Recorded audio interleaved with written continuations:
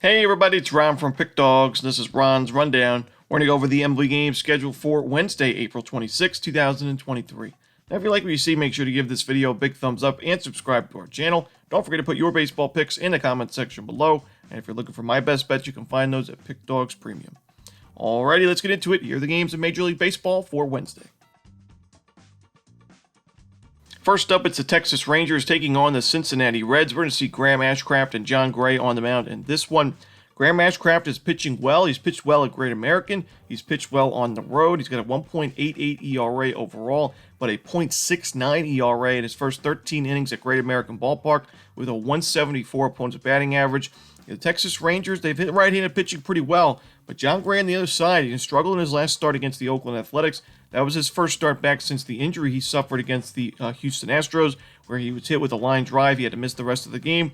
And in that game against the Oakland Athletics, one of the worst lineups in baseball, he gave up 4 total runs. 3 of those were earned, gave up a home run, had 5 walks allowed in those 5 1/3 innings in a 5-4 Rangers loss. It's tough to back him in a game like this. At a very hitter-friendly ballpark, the Rangers are 1-3 on the money line in the first 4 starts that John Gray's been on the mound.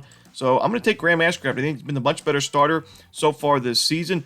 Don't really love the Cincinnati Reds bullpen, so I'm just going to take the Cincinnati Reds in the first 5 on the money.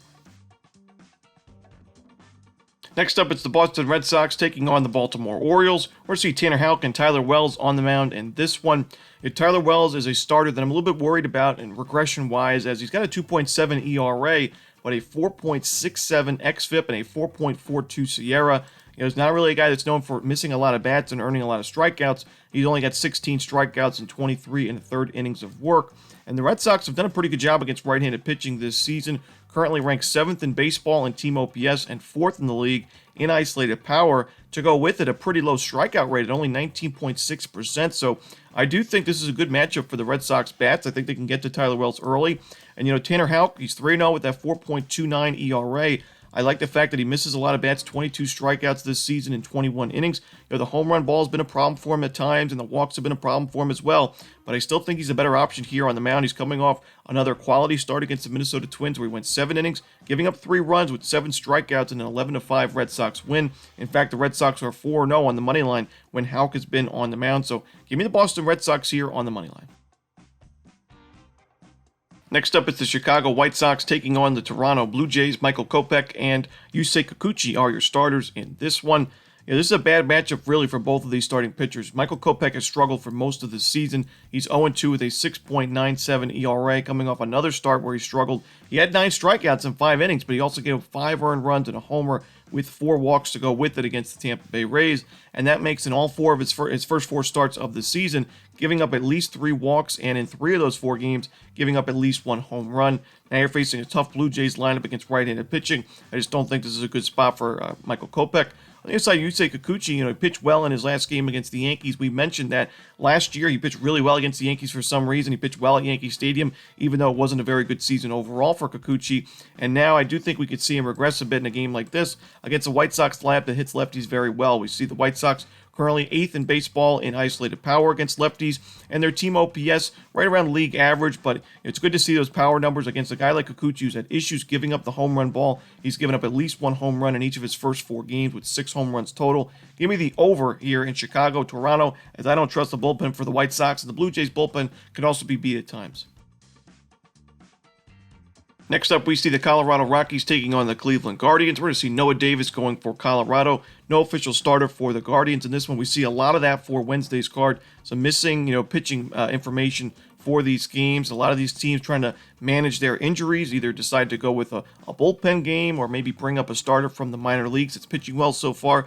We could see that with the Guardians for sure. They are really in a tough spot with their starting rotation and their pitcher availability, but that's why I think the Rockies have a competitive chance in this one. Noah Davis has been pitching well in his first 2 starts this season at the major league level. His first game against the Seattle Mariners, a tough lineup. He went 5 innings, no earned runs with 5 strikeouts. Then he goes against the Philadelphia Phillies, 4 2/3 innings, only 1 earned run allowed, 5 strikeouts. The Rockies covered the run line in his first 2 starts. I think they cover the run line in this one as the underdog. So give me the 1.5 runs here with the Colorado Rockies.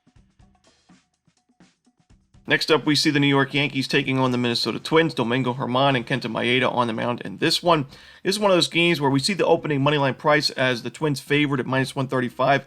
I just don't think that this line's going to stick around at that price. I do think we're going to see it move a little bit more towards a pick'em, and I think we're getting some line value right now. We'll see when the video gets posted where the line's at, but I think the Yankees take this game. Kenta Maeda is tough to really trust right now. He missed the entire 2022 season with an injury, and he's missed a few starts this year with injury concerns, different injuries as well, which is really not what you want to see if you're the Twins.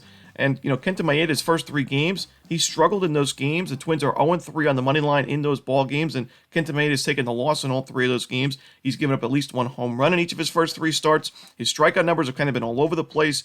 And, the New York Yankees, a little bit slow start to the year offensively, but still a tough lineup to face when you're a right-handed pitcher. I think Maeda struggles in this game, and I think Domingo Germán has been the better starter so far, even though he has a higher ERA. He's got 25 strikeouts and 20 innings of work. If he can limit that sharp contact and keep the walks down to a minimum, he's going to be able to put together a strong campaign for the Yankees. I didn't like his matchup against the Blue Jays, a very tough lineup, but I think this matchup's a little bit more beneficial for him. So I'm going to take the New York Yankees. I'm going to take them on the money line at a really good price. In our next game, we see the Detroit Tigers taking on the Milwaukee Brewers. We're going to see Michael Lorenzen and Freddie Peralta on the mound in this game. This is a game where, Freddie Peralta obviously has not been his sharpest in his last 2 outings, where he's given up those earned runs against the Red Sox and Padres, 9 earned runs in his last 10 2/3 innings, but he's still missing bats, and he's facing one of the weakest lineups in baseball in the Detroit Tigers. You look at their numbers against righties this year, the 28th in the league in team OPS. The right-sided power, not much better, ranked 26th in baseball. A 25% strikeout rate is also top 10 in terms of the highest strikeout rates. So this could be a good spot for a bounce-back game for Freddie Peralta and the Brewers. And on the other side, Michael Lorenzen, he's only had 2 outings this season, mixed results from those 2 starts. He's not somebody that I trust very often. He's got decent strikeout stuff, but he can also lose the plate both outside the zone, where he's walking a lot of batters, and then inside the zone, where he's giving up sharp contact and home runs. We've already seen that his first start of the year, where he gave up those 2 home runs to the San Francisco Giants. So I think the Brewers have the much better lineup and the better starting pitcher to go with it. Give me the Milwaukee Brewers here on the run line. I think they win this game comfortably. Next up, it's the Kansas City Royals taking on the Arizona Diamondbacks. We're going to see Zach Gallen going for Arizona. No official starter for the Royals right now, but for me, it doesn't matter. I'm leaning towards the Diamondbacks laying the 1.5 runs. Zach Gallen's been sharp this season, 3-1 with a 2.59 ERA. And the Kansas City Royals, although they're making sharp contact against right-handed pitchers, not really the best numbers. You look, they're dead last in baseball right now in team OPS. They're not much better, ranked 27th in isolated power. High strikeout rate at 25.7%, and a low walk rate at 6.5%. Not a good matchup for the Royals when they're facing a really talented right-handed pitcher like Zach Gallen. And if the Royals go with a bullpen game, this bullpen's not been very trustworthy, even though it's been a bounce-back year for Aroldis Chapman and some other guys in that pen. It's overall not a really good bullpen. So I'm taking the Arizona Diamondbacks here. I'm going to lay the 1.5 runs. I think they get the job done here for us. Next up, we see the Los Angeles Dodgers taking on the Pittsburgh Pirates. We're going to see Roansy Contreras for Pittsburgh. No official starter for the Dodgers right now.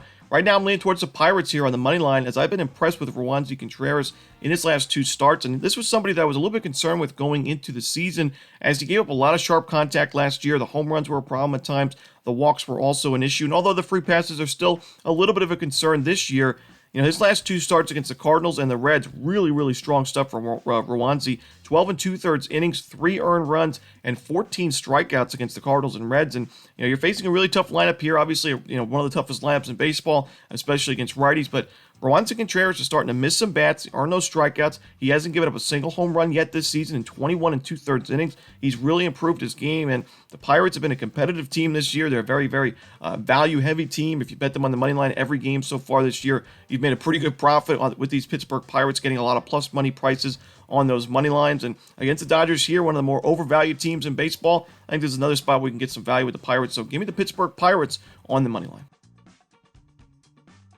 Next up, it's the Seattle Mariners taking on the Philadelphia Phillies. Marco Gonzalez and Taijuan Walker are your starters in this one. This is an interesting game here, a really tough one for me, because you got 2 strong starting pitchers so far this year, guys with sub-4 ERAs. I don't know how much I trust them going forward. I do think we're going to see some regression in both of these guys' games as the season continues. We've seen Taijuan Walker really be a first-half starting pitcher the last couple of years, where he's done well in the first half, struggled after the All-Star break. But, in a game like this, when you look at the Philadelphia Phillies, this is a team that's been able to, hit lefties pretty well. You look at their team OPS numbers in the top 10 in baseball, their isolated power numbers in the top 15. I do think against Marco Gonzalez, Gonzalez, kind of a guy that I would rather take when he's pitching at T-Mobile Park, which is one of the more pitcher-friendly ballparks in baseball, a stadium that doesn't give up a lot of home runs. I'd rather take him there than when he's pitching on the road.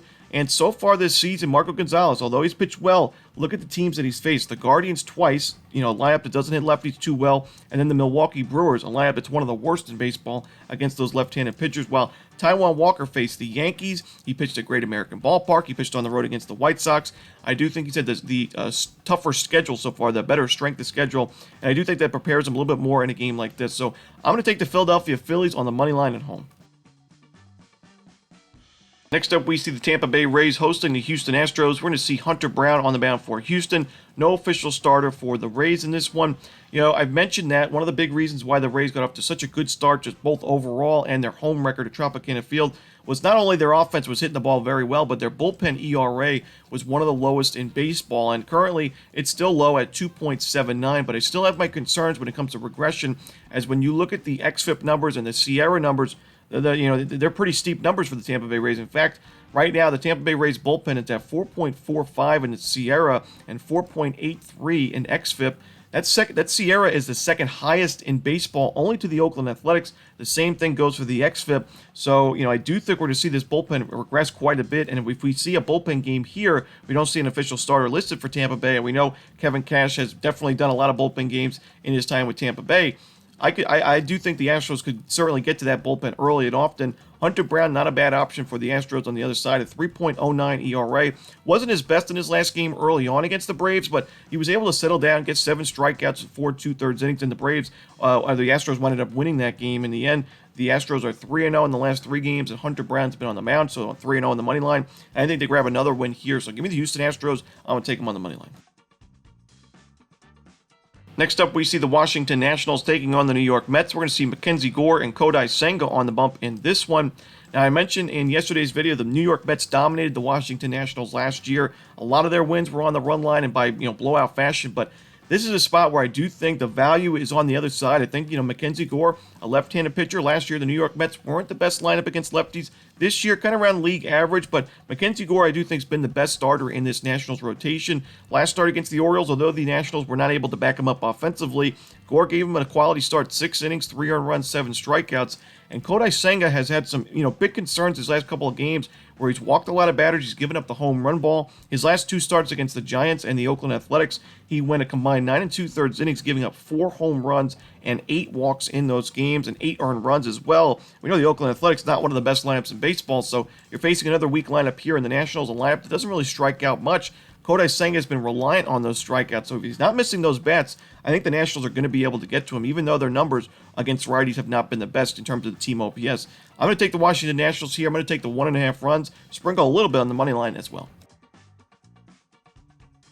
Next up, it's the Miami Marlins taking on the Atlanta Braves. We're going to see Sandy Alcantara for Miami and Bryce Elder for the Bravos. I do think there's some natural regression concerns for Bryce Elder as the season continues. A 1.14 ERA is very, very low, and he's pitched well so far. 23 strikeouts and 23 2/3 innings, but he has not yet given up a home run yet this season, and I don't think it's going to last for much longer, as when you look at the numbers, Elder is in the bottom 11th percentile in average exit velocity and bottom 6th in hard hit percentage, so he's giving up sharp contact, just not giving up home runs. I don't think it's going to last for much longer. And on the other side, Sandy Alcantara, he skipped his last start, so he's going to be well rested going into this game. He's usually a starter that can pitch deep into ball games, so we may not have to be worried about that Marlins bullpen. And last year, Sandy pitched against the Braves 22 innings of work, a 2.86 ERA with 24 strikeouts and a 2.13 opponent's batting average. I think he pitches well enough here for the Marlins to grab the W, so give me the Miami Marlins on the money line. Next up, we see the Chicago Cubs taking on the San Diego Padres. Michael Wacha and Drew Smyly are your starters in this one. Now, Michael Wacha in his last 8 1/3 innings of work has given up 21 base hits, 12 earned runs, and 2 home runs in those games against the Brewers and the Diamondbacks. One of those starts was at home, one of those starts on the road. The Chicago Cubs, the 3rd lowest strikeout rate against righties this season, the 6th best team OPS, top 11 in isolated power. I think they get to Waka early and often in this game. I think they'll score plenty of runs on Waka, but on the other side, I do think Smiley, it's tough to go back out there on the mound after almost having a perfect game against one of the best lineups in baseball. San Diego this season has had decent numbers against lefties. I think they can get to Smiley for a few early. The Cubs bullpen's been good this season, but I do think there's some natural regression concerns in that bullpen going forward. I like the over in this game. I like the Chicago Cubs on the money line as well at Wrigley Field. Next up, it's the Oakland Athletics taking on the Los Angeles Angels. Patrick Sandoval going for the Halos. No official starter for the A's. I like Oakland's matchup against Patrick Sandoval. This is a lineup that's right now top 10 in baseball in team OPS and isolated power against lefties. And Patrick Sandoval, I haven't really been in love with this game so far this season. We've seen him, walk a lot of batters his last 2 games, 7 2/3 innings against the Yankees and Red Sox, 9 walks allowed in those 2 starts, and 5 earned runs against the Yankees in his most recent game. I think the Oakland A's could get to him for a few early. We saw him get to the lefty starting pitcher in the first game of this series, that's for sure. They scored 11 runs total in that game, Oakland did. So, I do think the Oakland A's put up a fight offensively. I don't trust this bullpen or pitching staff. We don't see an official starter listed. It could be a bullpen game here for Oakland. It's been one of the worst in the league. Obviously, I just mentioned, the worst in Sierra and XFIP and bullpen so far. So, I'm going to take the team total over, lean towards the full game over here as well. And the final game for the Wednesday card in Major League Baseball, it's going to be the St. Louis Cardinals and the San Francisco Giants with Steven Matz and Anthony DeSclafani on the mound in this one.